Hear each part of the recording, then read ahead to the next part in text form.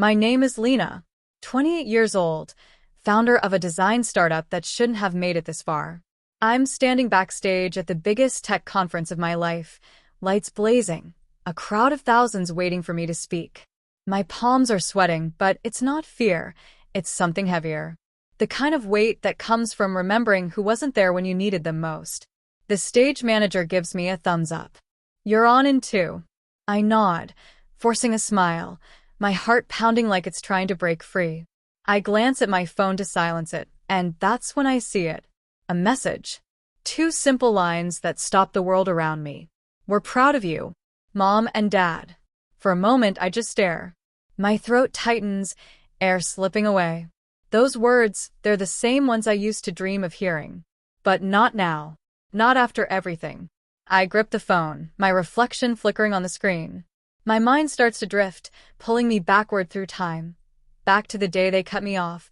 Back to the moment they told me I was dreaming too big. The crowd's cheers echo faintly from the stage. I hear my name being introduced, but it feels distant, like it's happening in another life. My heart beats harder, each pulse dragging up memories I buried beneath success. I remember the empty chair at my graduation, the unanswered calls, the silence that followed every milestone. When I launched my first product, I sent them the link. They never clicked it. When I moved to the city, I texted my new address. They never replied. For years, their silence was louder than any rejection. And now, here they are, claiming pride in the very dream they once mocked. I blink, the phone trembling in my hand. The message sits there, glowing softly, almost mocking me. It feels like a stranger typed it, not the people who once said, "You'll regret chasing illusions." My assistant leans in. "Lena, you're live in 30 seconds. I force a breath, straighten my shoulders, and slip the phone into my pocket. But inside, something sharp twists. A storm begins to rise. Not anger exactly, but something close.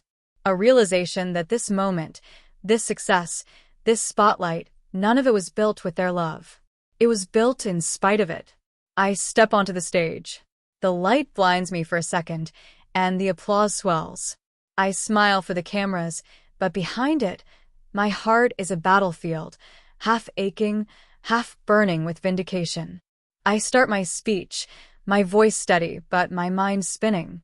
People said I was dreaming too big, I say into the mic, and a murmur ripples through the audience.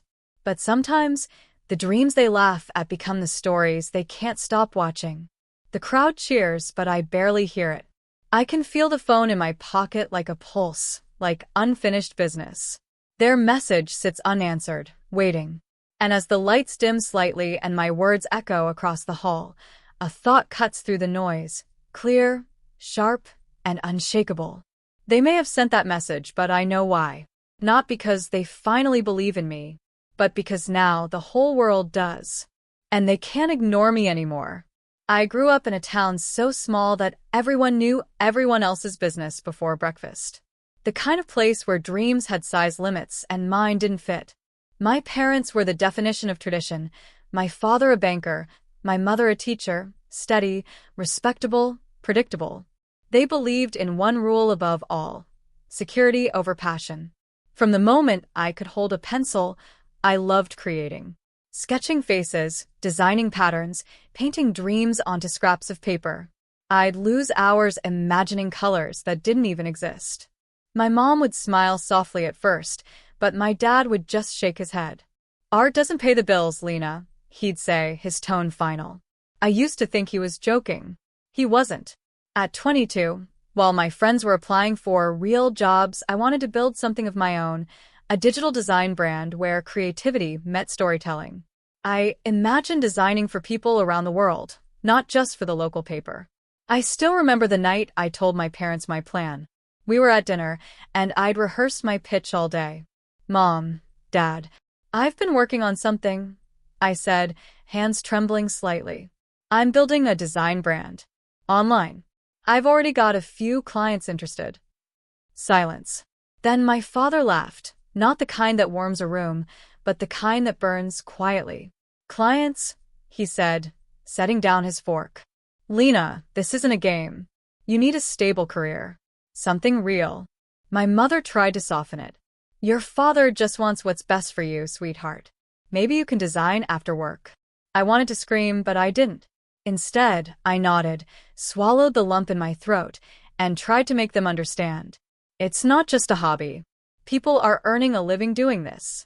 I could, too. I just need time. Time, my father interrupted. You've had plenty of that. You're 22, not 12. When are you going to stop chasing fantasies and grow up? His words hit harder than I expected. I looked at my mother, hoping for some defense, but she stayed quiet. She always did. That silence said more than any argument could. From that night on, everything felt heavier. Every conversation about the future turned into a debate. Bank jobs have benefits. Teaching is stable. You're too smart to waste it online. I heard it all until the words lost meaning. But every time they doubted me, the fire inside me grew hotter. Still, I kept trying. I showed them my designs, sleek, colorful, full of personality. I explained how social media could help businesses grow. I even created a mock logo for my dad's office, just to prove my point. He barely glanced at it before saying, "Pretty, but useless." That night, I sat in my room, staring at my sketchbook. Every page was filled with fragments of who I wanted to become. A dreamer, yes, but one with purpose. I wondered why the people who were supposed to believe in me the most were the first to tear me down. I remember my best friend, Mia, calling me that week. "You can't let them decide your worth," she said. "Your ideas are bigger than that town." Her words became my anchor. I started freelancing quietly, taking small commissions online. My parents thought I was wasting time, but I was learning branding algorithms, design psychology. Every client was a step toward freedom. I worked at night, hiding it like a secret affair. When the first payment came in, a modest $80 for a logo, I stared at the screen and cried. It wasn't the money. It was proof. Proof that someone somewhere saw value in what I could create. I wanted to tell my parents, to see their faces soften with pride, but when I did, my father just said, $80? That's pocket change, not a future. It was in that moment I realized no amount of success would matter until it came wrapped in their definition of it. But still, I didn't stop. Deep down, I kept hoping. Hoping one day they'd see me, not as a disappointment, but as someone brave enough to dream differently. I didn't know then that my journey would take me far beyond their expectations, and that the very dream they mocked would become the story they couldn't ignore. The auditorium lights glowed soft gold, the kind that made dreams look tangible. Rows of proud families leaned forward, clapping, cheering, calling out names as graduates crossed the stage.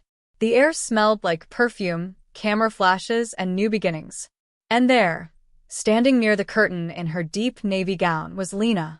Her hands fidgeted with the edges of her graduation cap, thumbs tracing the stitched ear on it. She kept glancing toward the back row where her parents promised to sit. "We'll be there, Lena." Wouldn't miss it for the world, her mother had said 3 days ago over a lukewarm phone call that already felt half-hearted. She wanted to believe them.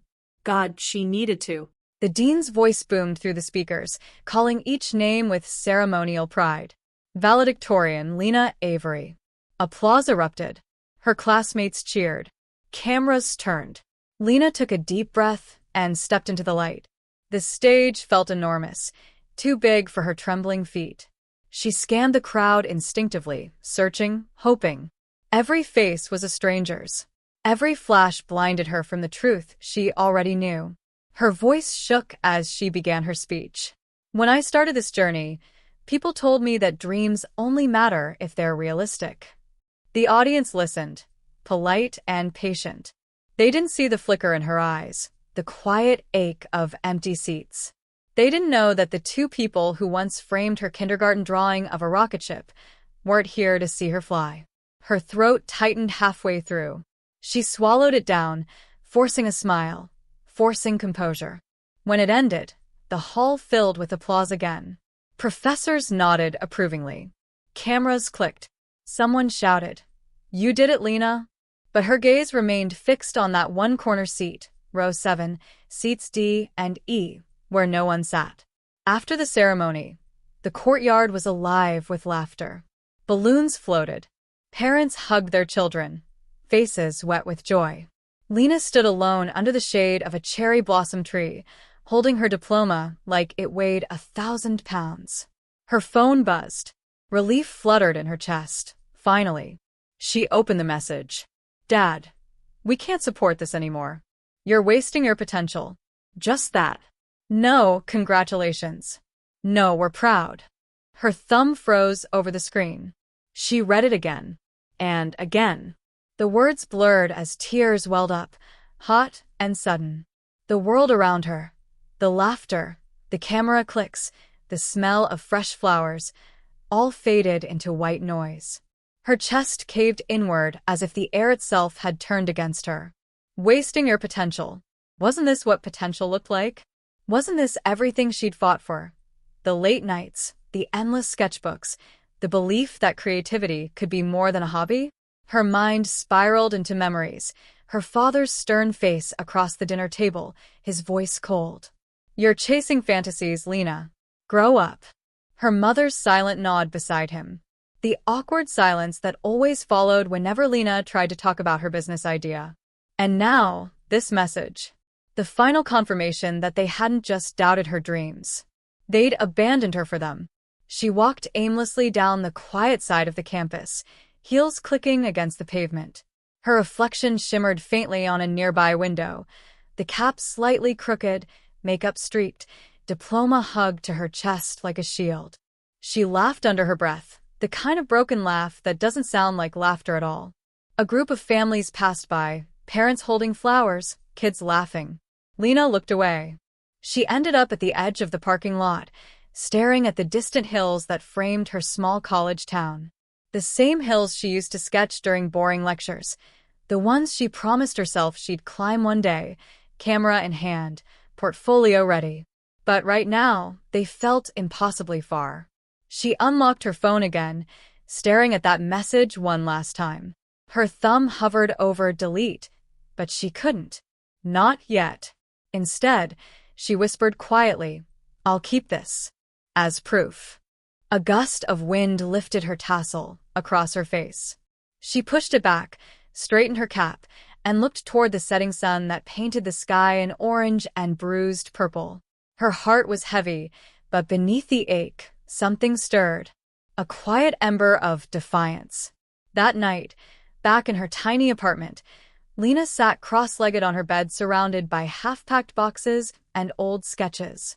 She scrolled through her social media feed, endless posts of classmates celebrating with family dinners, champagne toasts, and smiling group photos. Every image pressed harder against the bruise inside her. Then she did something unexpected. She opened the blank post window and typed. "They didn't even show up. But maybe one day, they'll see what I built from their silence." She stared at the sentence for a long time before hitting post. Within hours, comments started to appear, strangers, classmates, even professors writing words of encouragement. "You're amazing. They'll regret it. Keep shining." For the first time in years, Lena felt seen, not by her parents, but by the world she'd chosen to belong to. She looked out the window at the dark skyline, city lights flickering like stars. The tears had dried. Then she whispered, to no one in particular, or maybe to the ghosts of all those dismissive words, "One day, you'll see me shine." Her voice was soft but steady. The camera would have lingered there, on her reflection against the night, half-lit by the screen's glow, defiance in her eyes. Because this wasn't the end of her story. It was the moment she stopped waiting for permission to begin. The city didn't welcome her. It swallowed her whole. Tall buildings shimmered like glass giants, reflecting 1,000 other lives that looked nothing like hers. Cars hummed below her window, neon signs blinked, and Lena sat on the edge of a narrow mattress in her one-room apartment. A single lamp, a second-hand desk, and a stack of unpaid bills staring back at her. The silence was heavy. It wasn't peaceful. It was the kind that hummed in her chest, the kind that made every sound, the fridge buzzing, the faucet dripping, feel like an accusation. She had traded everything for this, freedom. but freedom without belonging was just another kind of cage. Most nights, she worked late, hunched over her flickering laptop, freelancing for clients who underpaid and overdemanded, designing brand logos for startups she'd never meet, tweaking color palettes until dawn just to afford rent and ramen. Her fingers ached, her eyes burned, and yet, she kept going. Some nights, the screen blurred from exhaustion. She'd pause, lean back, and stare at the city lights bleeding through the blinds. In those moments, she wasn't thinking about success. She was just trying to breathe. On her desk, taped beside the monitor, was her graduation photo, a tiny smile, eyes full of hope. The only frame she'd brought from home. One rainy Thursday between deadlines, she opened social media, a habit she hated but couldn't break. Her feed was filled with faces she hadn't seen in months, her cousins, her old friends, her family. Her mother smiling at a beach resort, her father holding a wine glass, captioned, "Proud of our family's growth this year." No mention of her. Not even a trace. She scrolled further and found a post from her aunt. So proud of the Avery family. Both kids doing so well. Both kids. But Lena was an only child. Her stomach dropped. She clicked through comments, piecing it together like a slow-motion car crash. Her parents had told everyone she'd stepped away from her career, that she'd decided not to pursue design anymore. In some comments, there were even pitying words. Such a shame she couldn't make it. The betrayal wasn't loud or dramatic. It was quiet, casual, effortless. They had erased her with a few polite lies. That night, she sat by the window, watching rain slide down the glass in crooked paths. Each droplet caught the reflection of her laptop's blue light, tiny mirrors of a life that felt like it didn't belong to her anymore. She whispered to the empty room, "Do they even think of me?" Her voice cracked halfway through. No one answered. The city below kept living, horns honking, laughter echoing from the street corner, someone playing a saxophone in the rain. She wanted to scream, not from anger, but from the unbearable smallness she felt. The loneliness wasn't just physical, it was spiritual, the kind that hollowed her from the inside out. Days blurred into weeks, weeks into months. She worked, slept, worked again. Sometimes she sent messages to her mother, short ones, harmless ones. "Hey Mom, Just checking in. hope you're well. Got a new client today. Nothing big, but it's a start." The messages were seen but never answered. After a while, she stopped sending them. But she couldn't stop hoping. There were moments when she'd catch herself reaching for her phone, ready to type, ready to forgive. But then she'd remember that graduation message. The words that sliced her open. "We can't support this anymore." Support, as if love had ever been a contract. In her apartment, unopened letters sat on the counter. Job rejections, bank statements, rent warnings. She didn't open them anymore. There was one letter, though, from her hometown. The familiar handwriting made her chest tighten. Her father's script. She turned it over in her hands again and again, then placed it face down. She couldn't bring herself to read it. Days later, she found it still there, coffee-stained, unopened. Her narration slowed, voice soft and brittle. "I thought I left the small town behind. But the truth is, it followed me here. Every doubt, every word, every silence, they built walls I couldn't see. I kept working, but I wasn't creating anymore. I was surviving." Cut to visuals. Her sketchbook half-filled, pencil marks fading. The glow of her phone screen showing another family post. The reflection of her face in the window, rain blurring her features. The voiceover continues. "They say time heals everything, but time only makes the silence louder." Then a small, symbolic moment. One evening, the rain finally stopped. The city smelled like metal and wet concrete. Lena stepped out to the rooftop for the first time in weeks, a chipped mug of coffee in her hands. The sky was overcast, but a faint break in the clouds revealed a single line of light. She stood there for a long time, hair damp, eyes tired, and whispered, "I'm still here." It wasn't defiance this time. It was survival. Her phone buzzed inside, a new message notification. For a fleeting second, her heart leapt. She rushed to check it, but it wasn't from her parents. It was a client inquiry. Another design job. Another rent payment. She closed her eyes and exhaled. The rain had stopped, but her storm hadn't. Still, she sat down at her desk again. The screen flickered to life. This was the fallout. Quiet, relentless, and unbearably human. It started with a single post. 3 a.m. The city outside was asleep, but Lena's mind burned like an open circuit. Her screen glowed in the dark, sketches scattered across the floor, half-finished logos, mood boards, digital canvases of color and hope. She was tired of silence. Tired of being invisible. She picked one design, the one she'd drawn the night after graduation. A sunrise breaking through a cracked glass window. It wasn't perfect, but it was honest. She typed the caption slowly, fingers trembling. They said I was dreaming too big. Then she hit post. For a moment, nothing happened. Just the quiet hum of her laptop fan.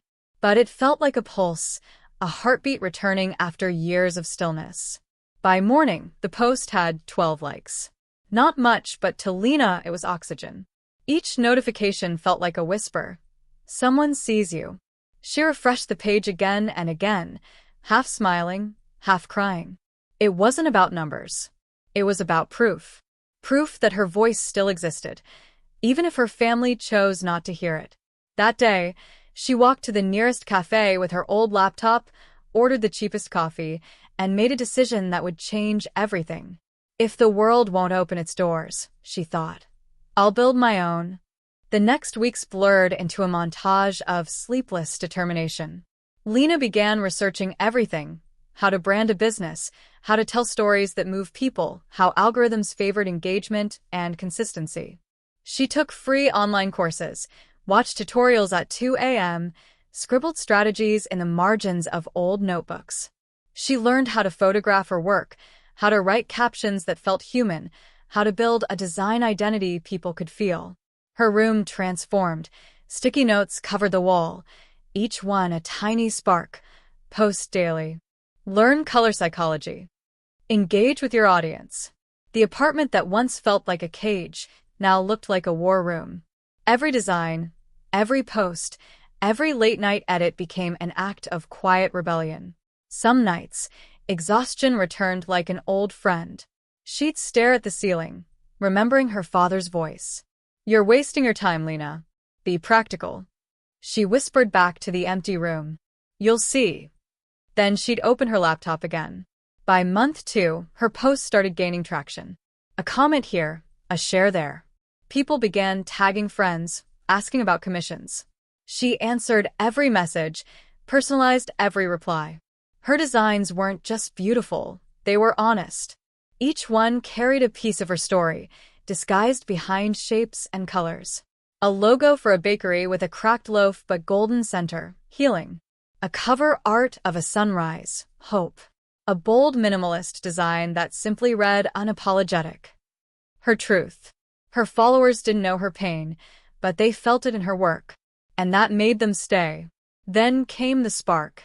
One evening, she created a design inspired by her own journey, a digital art piece of a girl standing under stage lights, the crowd in shadow. The caption read, "To everyone who was told their dreams were too big, shine anyway." She posted it, closed her laptop, and went to sleep. When she woke up, her phone was buzzing nonstop. Thousands of likes. Hundreds of comments. Her notifications a blur of hearts, shares, and messages. Influencers reposted it. Small business pages quoted her line. The design had gone viral. Lena froze, staring at the numbers climb. Her hands shook. Her heart raced. Then came the moment that made her eyes well up. A comment from a stranger. "I needed this today. Thank you." It wasn't validation. It was connection. The kind she'd been craving for years. Weeks passed, and her audience grew. 10K followers. Then 50K. Then 100K. Brands began reaching out. Collaboration offers poured in. The same people who once ignored her resume now wanted her creativity. Her workspace evolved: new desk, second monitor, plants on the sill, a whiteboard filled with goals. The walls once covered in reminders of failure were now plastered with orders and praise. She built her first online store, named it Dreaming Too Big. The irony wasn't lost on her. Every sale notification made her smile wider. Every message from a customer saying, "Your work inspires me," stitched her heart back together. Still, she never called home. Not once. One evening, as she packed an order, her phone lit up with a notification, a comment on her first viral post. It was from her mother's account. Just 2 words: "We're proud." Lena stared at it, 1,000 emotions warring inside her: shock, anger, longing. She didn't reply. Not out of bitterness, but peace. Because for the first time, she didn't need their validation. She whispered to herself, "You see me now, don't you?" And with a small smile, she placed her phone face down and got back to work.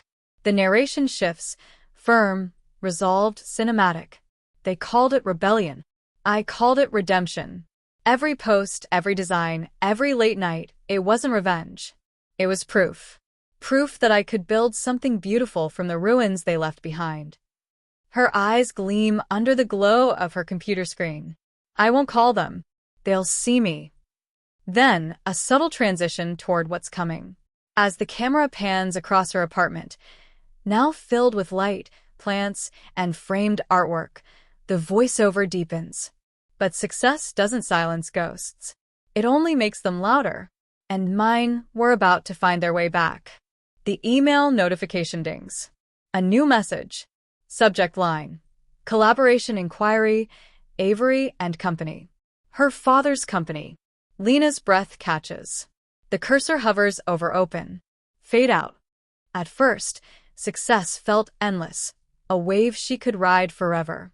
But waves, no matter how powerful, always crash. Lena didn't see it coming. She was working 14-hour days, juggling orders, sponsorships, emails, invoices, all alone. Her hands cramped from designing, her eyes burned from the screen's glow, and her smile began to feel like a mask. The same passion that had once kept her alive now drained her.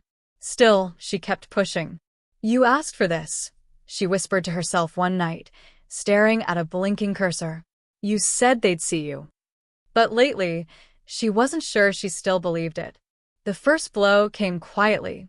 A rejection email from a brand she'd been dreaming of collaborating with: short, cold, and impersonal. "We've decided to move forward with another designer." She stared at the words until they blurred, then laughed bitterly. Another door closed. Another echo of her father's voice in her mind. "The world doesn't reward dreamers, Lena." She closed her laptop and curled up on the couch, exhaustion wrapping around her like fog. The glow of her phone reflected a comment from her last post. Overrated. Then another. She just got lucky. And one more. Her stuff looks copied. Trolls. Dozens of them. Her stomach twisted. She'd built this from nothing. Every color, every shape, every line had meaning. And yet, strangers picked her apart as if her art was a target. But the worst hit came 2 days later. A friend messaged her. "Hey, isn't this your design?" Lena opened the link. Her heart sank. A massive lifestyle brand, millions of followers, had released a campaign using a design identical to hers. Same layout, same concept. Even her tagline, "Dreaming Too Big." Her hands trembled. She scrolled through the comments, all praising the brand for its original concept. Her concept. She tried to breathe, but the air felt thick. "They stole it," she whispered, voice breaking. "They really stole it." Memories flooded back, her father's smirk, her mother's dismissive tone. "That's the real world, Lena. You're not ready for it." And for a moment, she believed them again. She shut her laptop, turned off her phone, and sat in silence. The hum of the refrigerator, the ticking of the clock, the world moved on without her. Tears blurred her vision as she whispered, "Maybe they were right." Days passed in a daze. She stopped posting. Emails piled up unanswered. Her audience began asking if she was okay, but she couldn't bring herself to reply. The fire that once drove her felt dim. Then, one evening, a message popped up in her inbox. Subject: Your work has soul. Don't let them take that. The sender was Elena Harper, a retired designer with a small but devoted following. Lena had admired her for years. Attached was a calendar invite. Coffee tomorrow? I've been where you are. Something in those words, gentle, knowing, stirred something inside Lena. She went. Elena's studio was everything Lena's wasn't. Warm, cluttered, alive. Art stacked on the walls, plants spilling from corners, coffee cups scattered across desks. Elena greeted her with a smile that didn't need explanation. You look tired, she said softly. I feel hollow, Lena admitted. They took something from you, Elena nodded. But not what matters. Lena frowned. My design was my voice. Elena smiled. Then speak louder. The words hit her like a light switching on. Over coffee, Elena shared her own story. The rejections, the plagiarism, the nights she almost gave up. I used to think success was proving them wrong, she said. But real success? It's creating even when no one claps. Something cracked open in Lena, not bitterness, but resolve. So, what did you do? She asked. I created something so honest, they couldn't copy it, Elena said. You can do the same. The following days felt different. Lena returned to her workspace and started sketching again, not for approval, not for validation, but for herself. Every line carried defiance. Every color, reclamation. She turned pain into texture, betrayal into depth. And slowly, the fire returned. One night, while scrolling through design forums, she found an announcement. National Creative Futures Competition, open submissions. The prize? A full-feature collaboration with one of the biggest design firms in the country. The same firm that had once ignored her applications. Her fingers hovered over the apply button. Maybe this is the chance, she whispered. Not to prove them wrong, but to prove myself right. She looked around her apartment. The same walls that once held her loneliness now reflected her resilience. Click. Submit. The application was sent. As she leaned back in her chair, a quiet confidence filled her. They stole my design, she said softly, but they can't steal my story. The camera lingers on her face, tired, but glowing. Outside, thunder rolled across the city. The storm wasn't over. It was just beginning. And this time, Lena was ready to face it head-on. The stage lights were blinding, white fire raining down on Lena as she stood center stage, microphone trembling in her hand. Her palms were slick with sweat, but her expression was calm, almost unnervingly composed. The Innovate Global Challenge, the dream she'd fought for through hunger, rejection, and loneliness, had come down to this one night. Cameras hovered like hawks above the audience, broadcasting the event live to millions. Every heart in that auditorium seemed to beat in sync with hers. Contestant number 12, the announcer's voice echoed through the auditorium. Lena Carter, founder of Lumos Innovations. The crowd erupted. She walked forward. Every step felt heavier than the last, weighted by memory of slammed doors, unpaid bills, and her mother's final message. You're embarrassing us. Stop pretending you're someone you're not. Her project, Echo of Tomorrow, sat waiting on the podium, a delicate creation of glass and circuitry designed to transform sound waves into clean energy. A crazy idea, everyone had said. Too ambitious. Too naive. Too Lena. But tonight, too much was exactly what she came to be. She steadied her breath and began. Good evening, she said softly, her voice echoing across the silent hall. I once believed I had to shrink my dreams to fit other people's expectations. But the truth is that's how dreams die, quietly, politely, inside the walls others build for you. A pause. The audience leaned in. She told the story not just of her invention, but of the countless failures that led there, the power outages, the nights she coded on a borrowed laptop in a friend's basement, the rejection letters that piled up beside instant noodle cups. But what if, she said, her voice trembling, the very thing that makes us unrealistic is what the world needs most? Silence, then thunderous applause. For the first time, she smiled. Not the nervous kind she'd worn at family dinners, but one forged from self-belief. She looked up at the stage lights, as if they were the stars she'd been told to stop chasing. When her presentation ended, the applause didn't stop. The host tried to move on, but the audience stood, a standing ovation that rolled like an ocean wave, unstoppable. Lena lowered her head, tears glimmering. "You did it. You really did it." Hours later, backstage smelled of sweat, perfume, and champagne. Contestants laughed and hugged, the tension evaporating into celebration. Lena sat apart, her phone clutched tight. When the host's voice called her name again, she froze. And the winner of the 2025 Innovate Global Challenge is Lena Carter. Confetti exploded overhead. The crowd screamed. Cameras flashed. For a moment, she just stood there, dazed, before someone nudged her toward the stage. The trophy glistened under the lights, crystal, sharp, perfect. Her heart swelled. This wasn't revenge. This was redemption.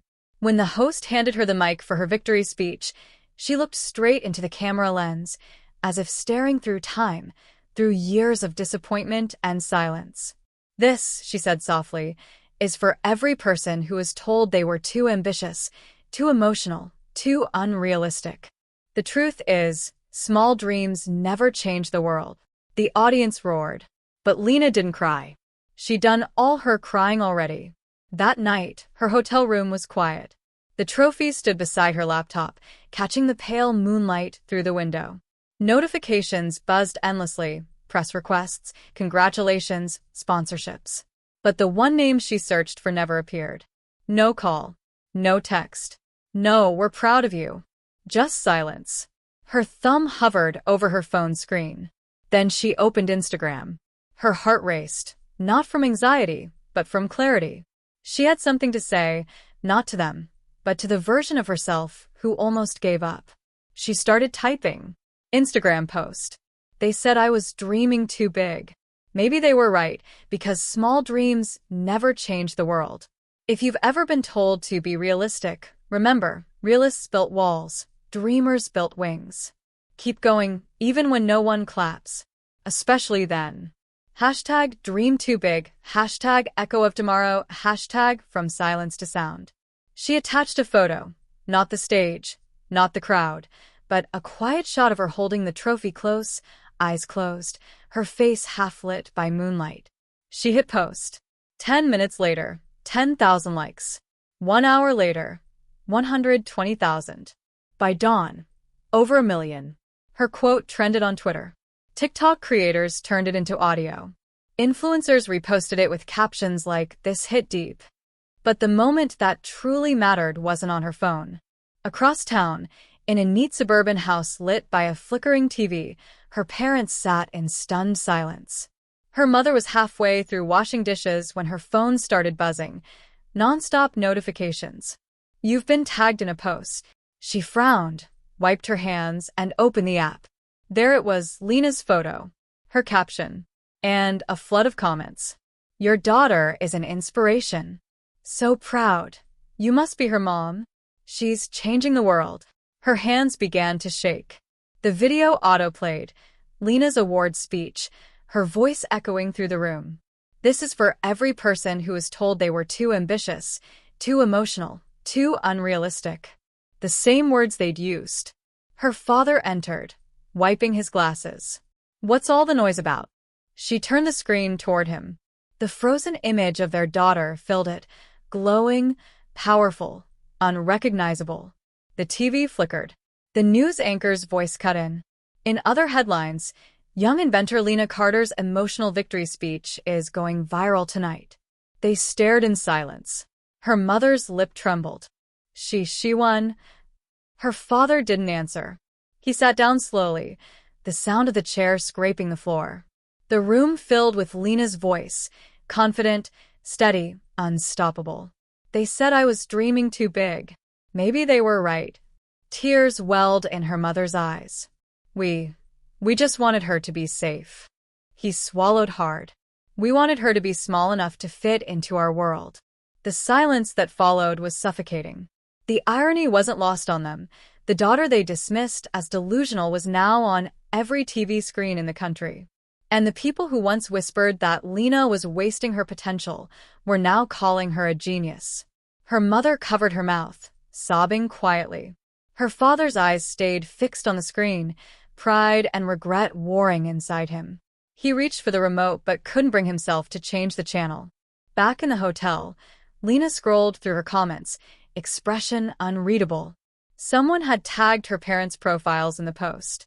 She saw it. She saw their names. But she didn't delete the tags. She didn't message them either. Some stories didn't need confrontation. Sometimes, silence was the loudest response. She set her phone aside and opened her balcony door. The city glittered below, alive, endless, pulsing with the same energy that had once burned inside her chest. She closed her eyes and whispered, half to herself, "I was never dreaming too big. They were just dreaming too small." The night wind carried her words into the dark. By morning, her post had surpassed 15 million views. Major news outlets quoted her. Brands reached out. Schools invited her to speak. And somewhere, in a quiet house that once felt too big for one girl's dreams, two parents sat at the kitchen table, replaying the same video over and over, until their daughter's voice became the only sound in the room. On the screen, she was smiling. The smile of someone who no longer needed permission to be extraordinary. The mother whispered through tears, "She really did it." The father nodded slowly. Yes. She did. And for the first time, they didn't just see her. They recognized her. The cafe was small, tucked into a quiet corner of the city, the kind of place where people spoke in low voices and the smell of roasted coffee lingered like memory itself. Morning light filtered through the window, dust motes dancing in the soft gold. Lena sat by the window, a cup of untouched coffee before her, fingers tracing the rim absent-mindedly. It had been 3 days since the message arrived. A simple text. "We saw your speech. Can we meet?" No names. No apologies. Just that. She'd stared at it for a long time before replying. Okay. Now she waited, not out of hope or anger, but out of something quieter. Acceptance, maybe. Or curiosity. She wasn't sure anymore. The doorbell chimed softly. 2 figures entered. Her parents. For a moment, they just stood there, unsure if they should approach. Her mother clutched her purse like it was a lifeline. Her father looked smaller than she remembered, his confidence replaced by hesitation. The sight hit Lena harder than she expected. They walked over, slow and uncertain. Her mother's voice trembled. "Hi, sweetheart." Lena managed a nod. "Hi." They sat down. The silence between them wasn't cold. It was heavy, like the air before rain. The waitress came, took their order, and disappeared quietly, leaving them alone with years of unspoken words. Her father cleared his throat. "We watched your interview, the one after the competition." Lena nodded, her eyes still on her cup. "I know." He hesitated. "You were incredible."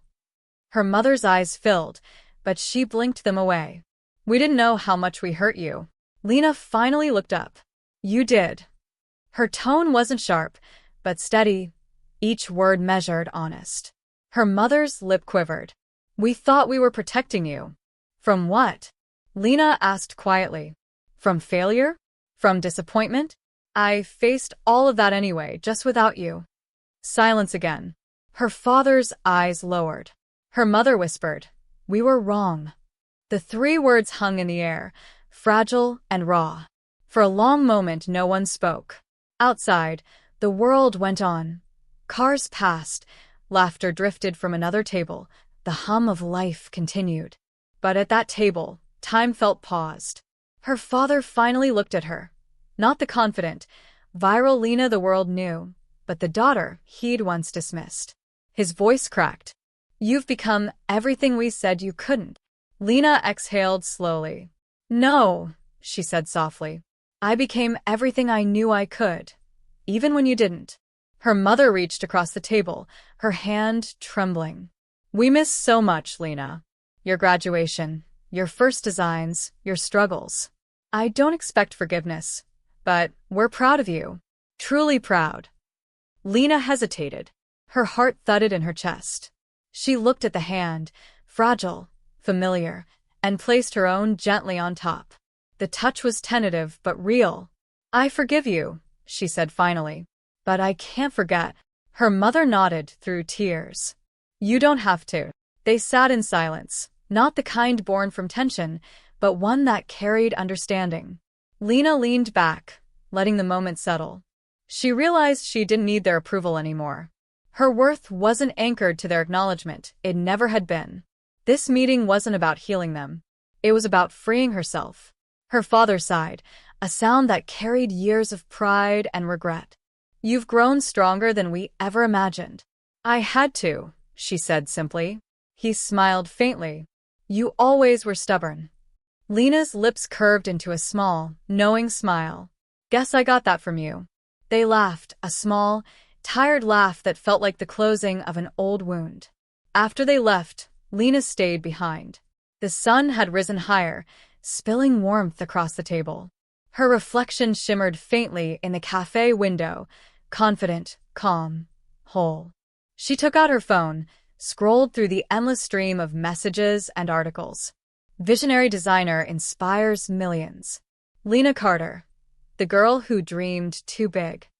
The headlines no longer made her heart race. She didn't need validation, not anymore.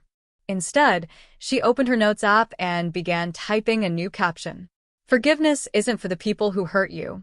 It's for the person you became without them. She saved it but didn't post. Some words were meant to stay private. Later that afternoon, she walked through the city. The same one that once swallowed her whole now seemed to hum in rhythm with her steps. Billboards flashed her face. Strangers smiled as they passed. She found herself near a park, where a group of students were sketching by a fountain. One of them recognized her and waved shyly. Are you Lena Carter? She smiled. I am. The girl's eyes widened.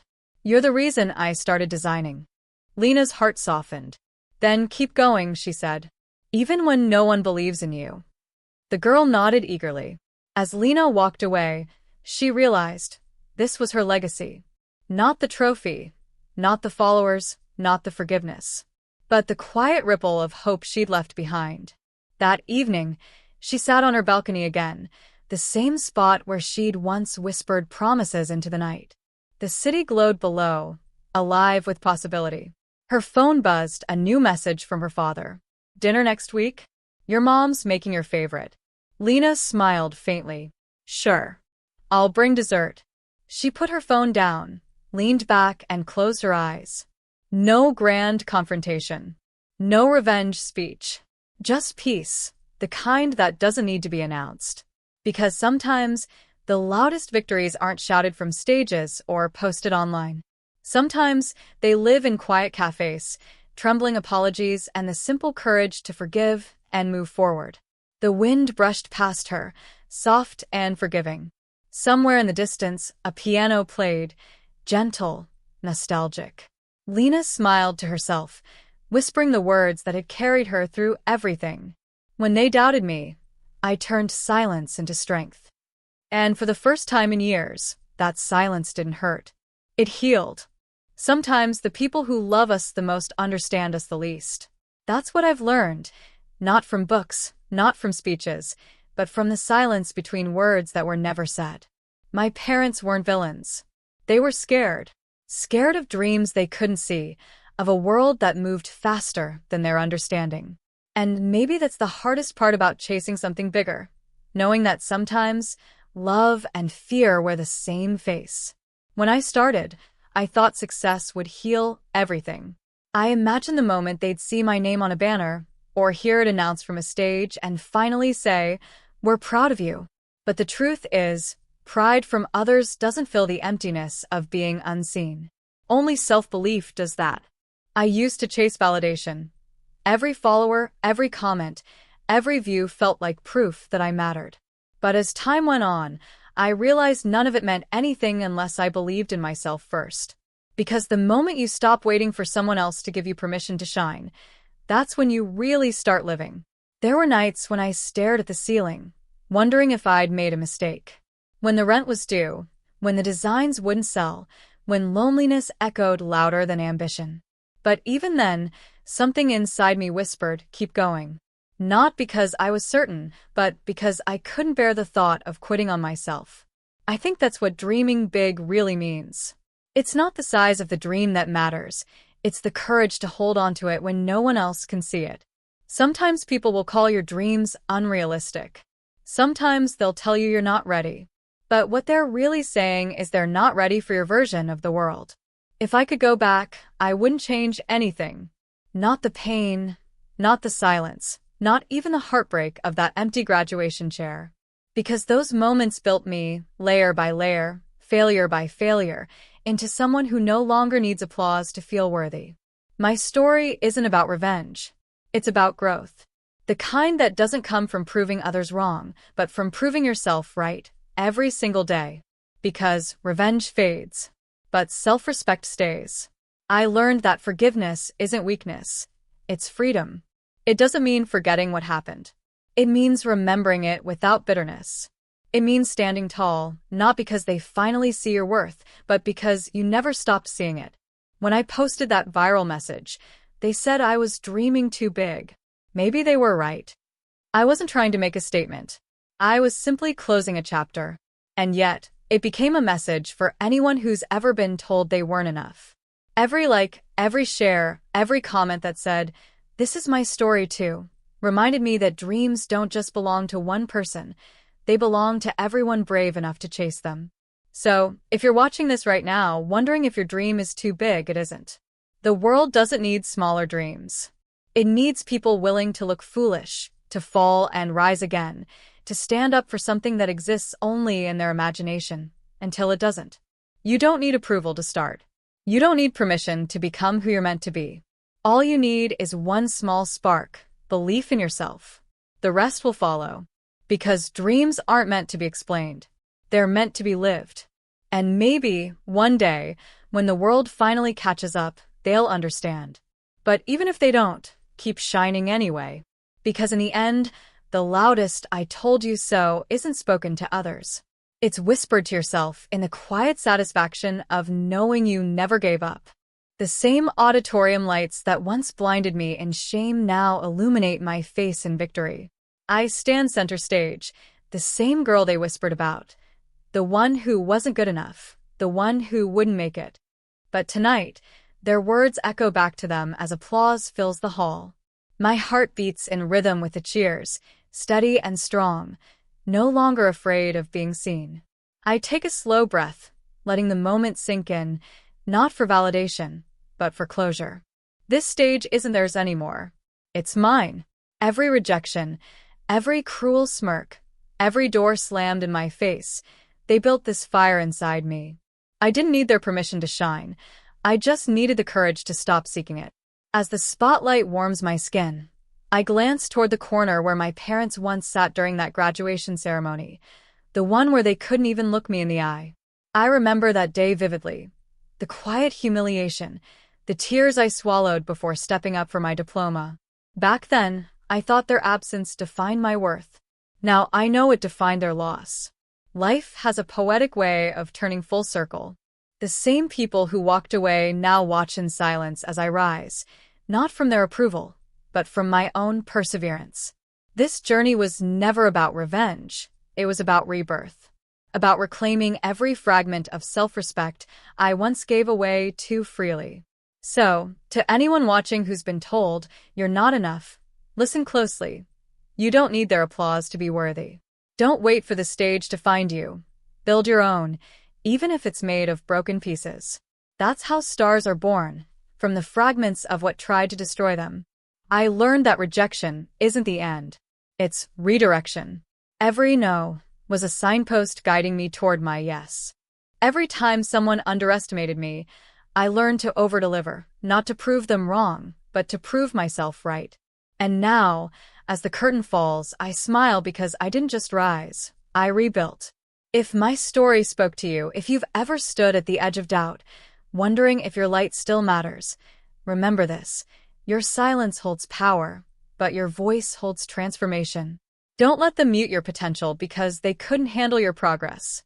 This story isn't just mine, it's ours. A shared reminder that pain can be fuel and rejection can be the raw material of greatness. Like this video, share your thoughts in the comments, and subscribe for more stories of courage, betrayal, and redemption. Let's keep creating a space where broken hearts find strength and quiet souls find fire.